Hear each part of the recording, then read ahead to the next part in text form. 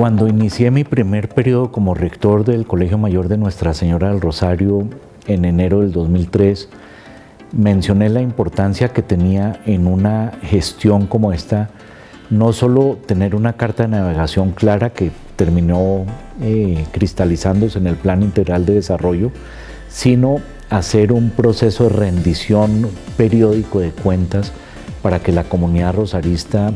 conociera los avances en la ejecución de ese Plan Integral de Desarrollo y los grandes proyectos en los que estaba involucrada la universidad. En este momento, cuando iniciamos el último año rectoral de 3 periodos consecutivos, es decir, el año 12 de rectoría, es importante complementar los informes de gestión que se han publicado anualmente junto con los boletines estadísticos y que dan la información de cada año a toda la comunidad con una rendición pública de cuentas alrededor de los hitos más importantes para la universidad. A partir de estos días iniciaremos una serie de entregas físicas y virtuales a través de la página web, de correos electrónicos, de formatos digitales, de lo que han sido los grandes temas para la Universidad del Rosario en estos últimos 12 años. De esta manera esperamos entregarle a la comunidad una visión actualizada de qué ha sucedido en la ejecución del Plan Integral de Desarrollo, pero también poner de manera visible esos grandes hitos de tal forma que el proceso de elección del nuevo rector esté nutrido por información clara que le permita al colegio elector identificar los grandes retos que el Rosario tiene hacia adelante, reflexionar alrededor del Rosario que se quiere para el futuro